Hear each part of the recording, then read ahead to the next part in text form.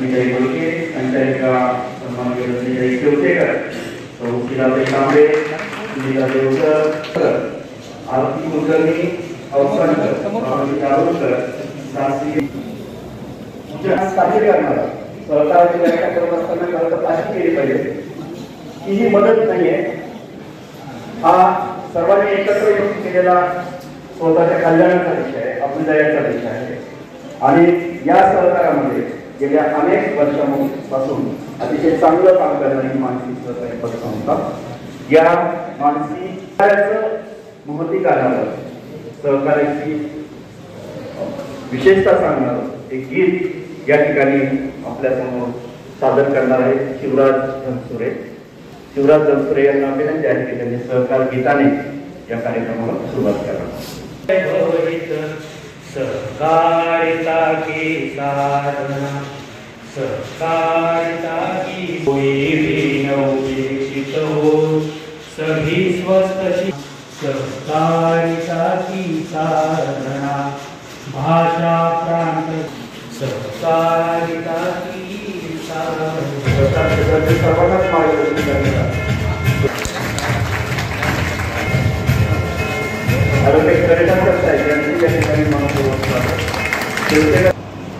पतसंस्थांचा वाटा मोठा आहे.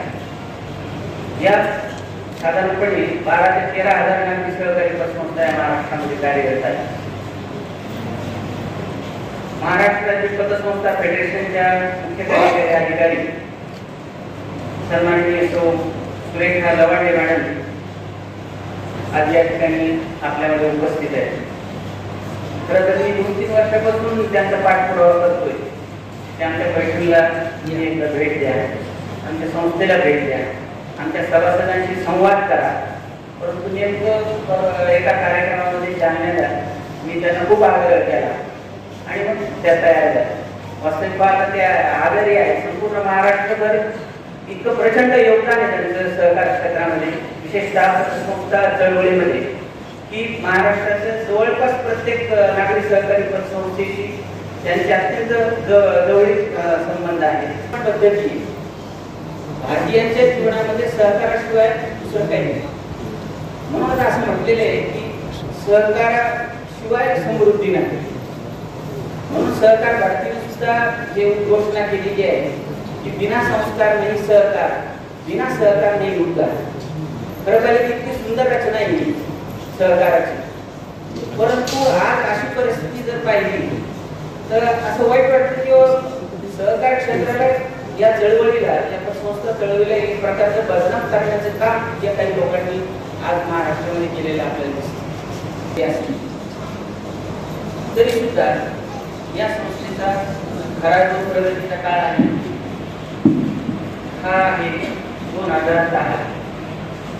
एक छोट्या स्वरूपामध्ये संभाजीनगरमध्ये याचं कार्यालय होतं आणि तिथं व्यवहार चालू होता. परंतु जेव्हा आपण ही संस्था पैठणला स्थलांतरित केली त्यावेळी अवघ्या 3.5 लाख रुपयाची वर्किंग कॅपिटल घेऊन सुरू झालेली संस्था एका 10-15 हजाराच्या जुन्या फर्निचरमध्ये आणि एका जुन्या कॉम्प्युटरवर सुरू झालेला हा प्रवास आज 50 कोटीच्या उलट ठाण्यापर्यंत पोहोचलेला आहे. याचं एकमेव कारण असं आहे की सभासदांनी संस्थेवर ठेवलेला जो विश्वास आहे तोच विश्वास आज या सगळ्या गोष्टी आपल्या समोर दिसतो. या साधारणपणे एका तपाच्या कालखंडामध्ये आपण सगळ्यांना अहवाल दिलेले आहे.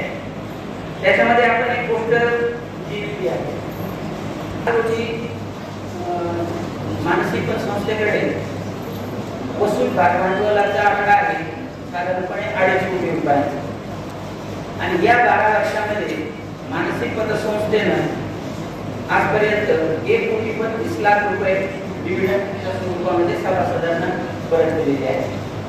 ही एक मोठी अचिव्हमेंट आहे असं मी मानतो. कारण जेव्हा तुम्ही प्रामाणिकपणे पारदर्शकपणे व्यवहार करता, कुठलंही आपलं चुकलं न करता प्रत्येकाशी अगदी नियमाप्रमाणे आणि आपुलकीने वागता, वागणूक देता आणि एकंदर जेव्हा आपण त्याला पारदर्शक व्यवहार तो जर केला तर निश्चितपणे संस्थेचा विकास होतो, संस्थेची भरभराट होते आणि पुढच्या वर्षी तो व्यक्ती तेवढेच पैसे परत आणतो. तर ही नीतिमत्ता जी आहे ती सभासदामध्ये असली पाहिजे आणि पैसे सांभाळणाऱ्याकडे असले पाहिजे आणि दोन्हीकडे असेल तरच पतसंस्थेचा ही चळवळ जी आहे पुढे जाईल. मी अधिक न बोलता पतसंस्था फेडरेशनच्या मुख्य कार्यकारी अधिकारी सुरेखाताई लमांडे यांना या ठिकाणी निमंत्रित करतो. आणि पतसंस्थांना भेट देणं हा एक आवडीचा भाग आहे. देवेशींनी बघायला सांगितलं की काही कामाच्या त्यामुळे पैठणपर्यंत आणि मानसिक पतसंस्थेमध्ये येणं झालं नाही. खरं तर पतसंस्था चळवळ ही इतकी रुचली आहे, आम्ही सहकार तेव्हा जगायला लागलो हे कळालं आणि मग समजलं की आम्ही इतकी वर्ष आपण यात काम करतो तर हा सहकार आपल्या कुटुंबापासून आहे. ज्या ज्या कुटुंबात सहकार रुजलेला आहे ती सगळी कुटुंब शांततेने, समाधानाने, सौख्याने आणि समृद्धीने राहतात. जिथे जिथे सहकार नाही तिथे तिथे वाद विवाद आणि आता तर काही विचारायचं. प्रति वर्ष मी फेडरेशन मध्ये कार्यरत आहे. तेव्हापासून तर आतापर्यंत म्हणजे आता मागच्याच महिन्यात जालन्याला मराठवाडा विभागाचा कार्यक्रम आमचा झाला. अगदी त्या कार्यक्रमापर्यंत देवेची प्रत्येक कार्यक्रमामध्ये मग या वर्षात किती प्रशिक्षण घेतले, आमचा निधी संपलाय, मागच्या महिन्यातच घेतलं होतं, मागच्या वर्षीच घेतलं होतं, असं त्या त्या संस्था समाजात विश्वासार्हतेने काम करतात. आणि त्यापैकी एक नाव आहे जे आम्ही अभिमानाने सांगतो ते म्हणजे मानसिक. त्यांनी खूप छान उदाहरण दिलं तुम्हाला की नैसर्गिक वाढीकडे आम्ही लक्ष. अगदी बरोबर आहे. हल्ली वेगवेगळ्या प्रकारचे मेडिसिन येतात. एका महिन्यात 10 किलो वजन कमी करा आणि एका महिन्यात 20 किलो वजन वाढवा आणि मग नंतर त्या शरीराचं काय होतं याची उदाहरणं आपण बघितले. आणि तसंच संस्थांच्या बाबतीत कुठली गोष्ट अशी जादूनी बदलत नसते. त्याला नैसर्गिकपणा जो असतो तो जर ठेवला तर त्याच्यामध्ये सातत्य राहतं आणि फक्त सातत्यच नाही राहत तर त्याचा विकास हा निश्चित झालेला आहे आणि तो विकास हा अविरत असतो. तो यावर्षी झाला पुढच्या वर्षी होत नाही असं पगार मांडले पाहिजे की त्यांनी आपल्याला ती गाडक्या पाडक्यातली सुद्धा ठेव आपल्याला जपायचं. आणि मी नेहमी अभिमानाने सांगते की आमच्या घरी काम करायला येणारी बाई सुद्धा तिच्यावर डोळे घालते असे की नाही. शेताची मजुरीला जाते ना तिच्या अंगावर सुद्धा 2-4 डोळे असतात. म्हणजे हे खरं कौतुकाचं बाब नाही कारण तिने ती केलेली बचत आहे. आणि आपल्याकडे जी संस्कारानेच आलेलं आहे की मागच्या पिढीने हे त्यांच्या वागण्यातून कळत नकळत त्यांच्या संस्कारातून आपल्याला दिलेलं आहे की अडचणींना आपल्याला काही असेल तर मदतीला कोण उभं राहतं तर तो पैसाच उभा राहतो आणि तो आपलाच पैसा असायला. मग सहकार चळवळ कशी होती तर आपल्या महाराष्ट्रातला पहिला कारखाना जो विठ्ठलराव यांनी सुरू केला या कारखान्याचा इतिहास मी तुम्हाला खूप सांगणार. पण फक्त सामान्य शेतकऱ्यांनी त्यावेळेला 10,000 रुपये 100-100 रुपये एकत्र आणून हा एवढा मोठा कारखाना. अनेक उदाहरणं अशी आहेत की ज्यांचे व्यवसाय काही हजारांनी सुरू झाले आणि ते आज काही कोट्यावधी रुपयांपर्यंत आहेत. याला फक्त पतसंस्था हेच एक मुख्य कारण आहे. तर या पतसंस्था त्यांच्या पाठीशी भक्कमपणे उभ्या राहिल्या आणि त्यांचे व्यवसाय सुरू. महाराष्ट्रामध्ये 3-4 प्रकारच्या पतसंस्था कार्यरत आहेत ज्याच्यामध्ये पगारदार पतसंस्था आहे, महिला पतसंस्था आहे, त्यानंतर नागरी सहकारी पतसंस्था आहे आणि ग्रामीण भागात काम करणाऱ्या ग्रामीण विकसित पतसंस्था ज्या त्यामुळे सभासद म्हणून कोणत्याही संस्थेचा कुठल्याही सहकारी संस्थेचा ज्यावेळेला मी भाग असतो हिस्सा असतो त्यावेळेला त्या संस्थेचा मालकही मी असतो, त्या संस्थेचा पालकही मी असतो कारण ही संस्था जन्माला दिली.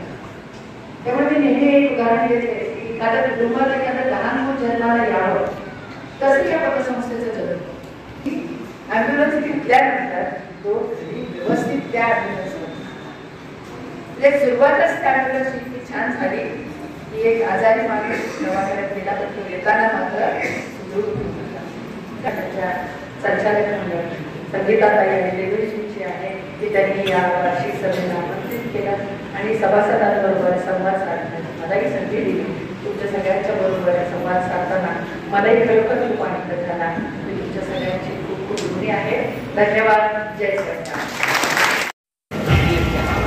बीएससी परीक्षा विशेष मागणी श्रेयस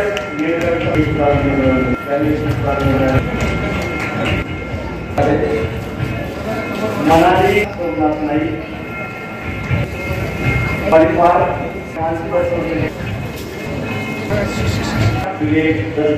रणवीर श्रेया काळे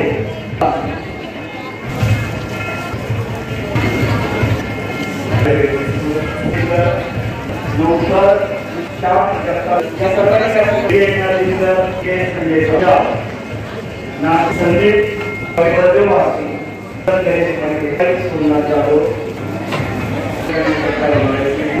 शिंगारे पारुसे परमेश्वर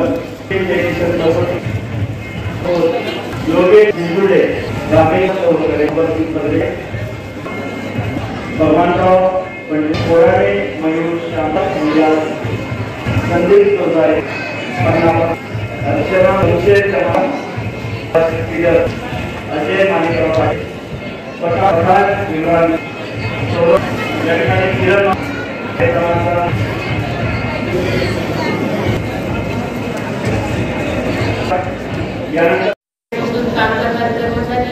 आपल्या संस्थेच्या प्रगतीच्या काळात कष्टाची कमी विश्वासाने आपल्याकडे सोपवणारे ठेवेदार नियमित परतफेड करणारे कर्जदार या आपल्या रक्तवाहिन्या प्रगतीच्या दिशेने आपली दमदार वाटचाल सुरू आहे. त्यासाठी मला खूप साथ देणारे सदस्य आपले भांडवल आहे.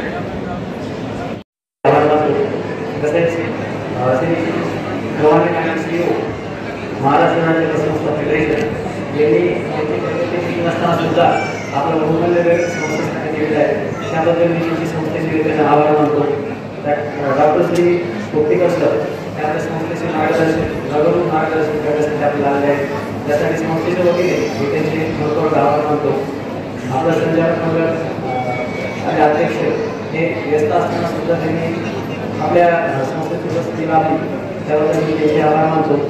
माननीय श्री अनिलकुमार लाभशेटे जिल्हा उपनिबंधक सहकारी संस्था छत्रपती संभाजीनगर यांचे मी आभार मानतो.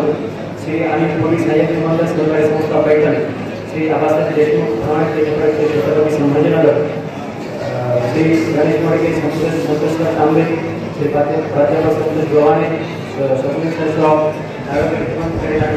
आमची एक लिगल जे ॲडवायझर आहे आणि रोकेश साहेब आणि श्री जोशी त्यानंतर आमचे बोर्ड व्हॅल्यूवर श्री पवन शेतकरी नंतर आमचे प्रॉपर्टी व्हॅल्यूवर श्री विखेटे सर यांनी या सर्व उपस्थित राहून मार्गदर्शन केले त्याबद्दल मी सर्वांच्या संस्थेचे आभार मानतो.